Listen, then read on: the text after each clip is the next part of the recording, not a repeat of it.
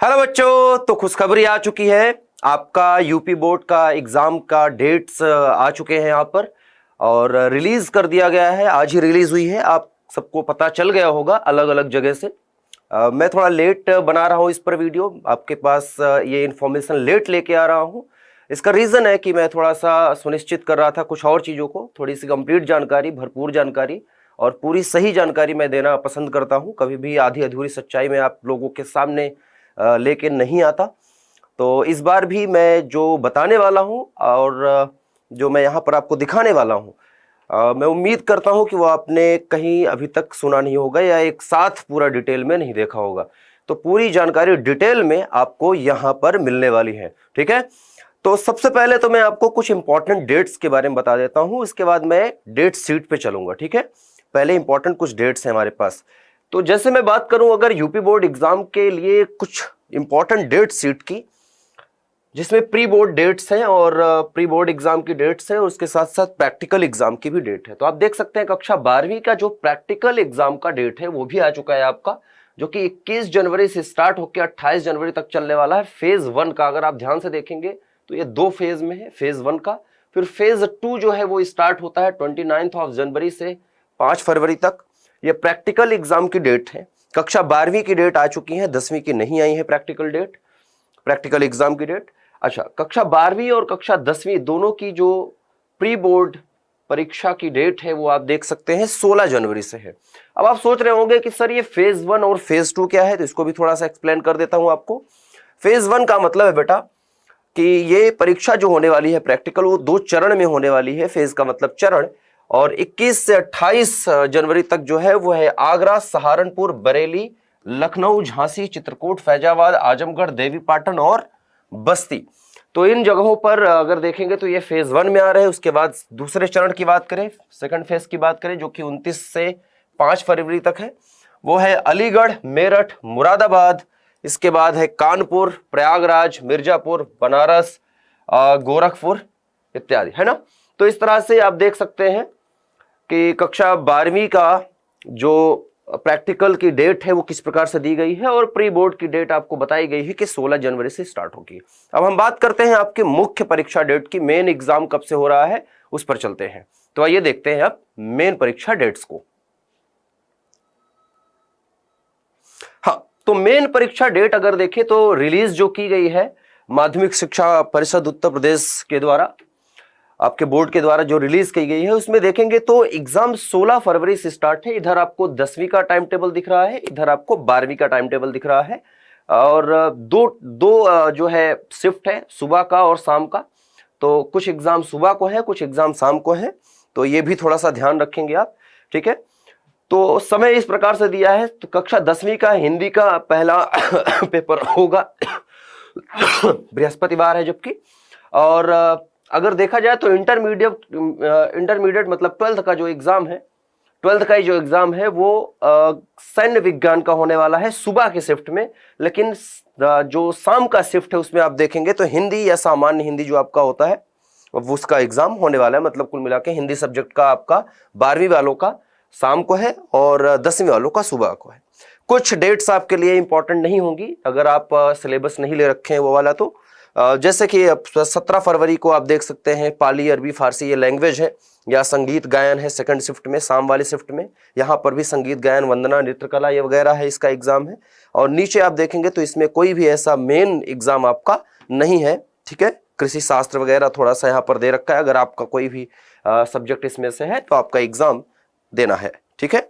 अच्छा, इसके बाद 20 फरवरी को आप देखेंगे तो गृह विज्ञान का पेपर है 10वीं का, और यहाँ पर लेखा शास्त्र का है सुबह की शिफ्ट में, ठीक है। गृह विज्ञान बालिकाओं के लिए और गृह विज्ञान बालकों के लिए तथा उन बालिकाओं के लिए जिन्होंने इसे अनिवार्य विषय के रूप में नहीं लिया है। तो मतलब जो ऑप्शनल सब्जेक्ट के साथ लेते हैं उनका भी है और जो ले रखे मेन सब्जेक्ट के रूप में उनका भी है। अच्छा, 12वीं के लिए है लेखा शास्त्र जो वाणिज्य वर्ग के लिए होते हैं, या फिर अगर देखें शाम के टाइम में तो उनका मेन सब्जेक्ट एक आता है जो भूगोल भूगोल का एग्जाम है। फिर आगे जब बढ़ेंगे तो मंगलवार 21 फरवरी को आप देख सकते हैं गणित का एग्जाम है, जो कि इंपॉर्टेंट सब्जेक्ट हो जाता है कक्षा 10वीं का, गणित का एग्जाम है। इसमें देखेंगे तो तमाम सब्जेक्ट है जो कि मुझे नहीं लगता कि आप में से जितने भी बच्चे मेरे पास पढ़ते हैं वो कोई भी बच्चा इनमें से कोई भी सब्जेक्ट लेके पढ़ाई किया है तो अगर आपके लिए इंपॉर्टेंट है तो वो है साम का, जो कि है गृह विज्ञान, अगर किसी ने ले रखा है तो। और साम में 10वीं के लिए सेम डेट को कंप्यूटर का एग्जाम है।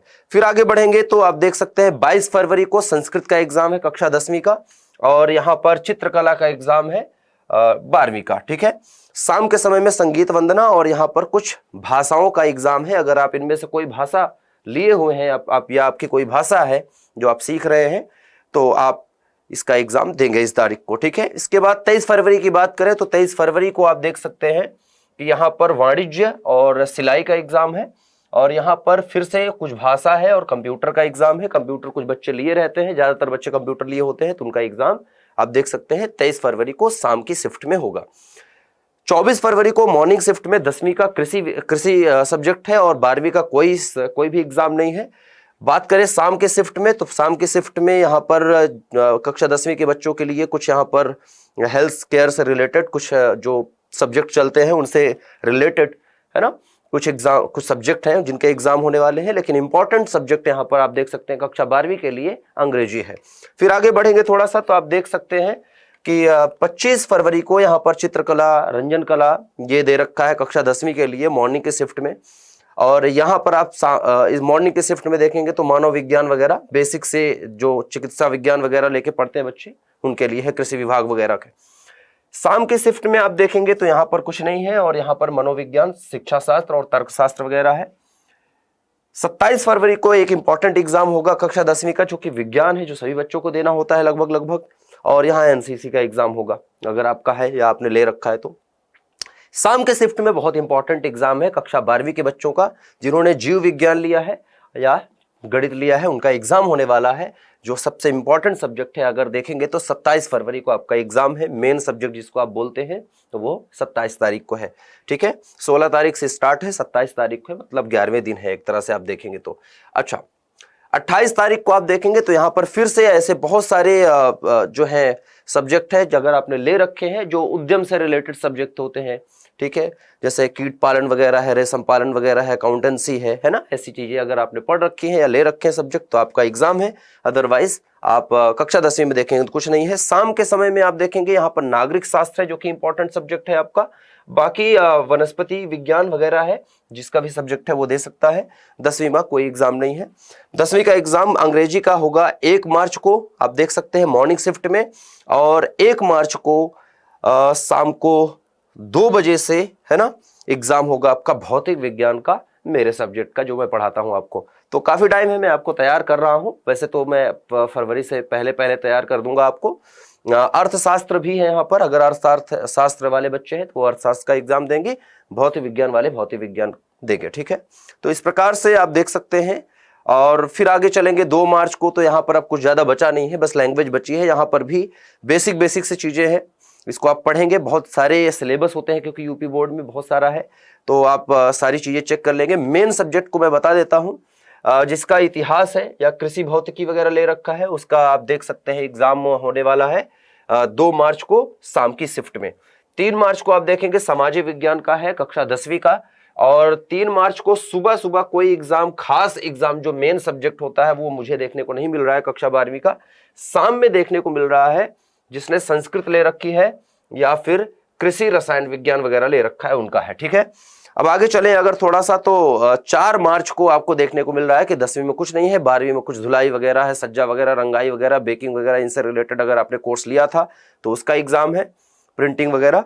बाकी शाम को आपका है रसायन विज्ञान कक्षा 12वीं का, जो लास्ट एग्जाम होगा आपका वो होगा शाम को 2 बजे। कौन सी डेट को बेटा? आप देख सकते हैं 4 मार्च को। तो 4 मार्च के शाम को आपका एग्जाम खत्म हो जाएगा। सामाजिक विज्ञान रसायन विज्ञान आपका लास्ट एग्जाम होने वाला है।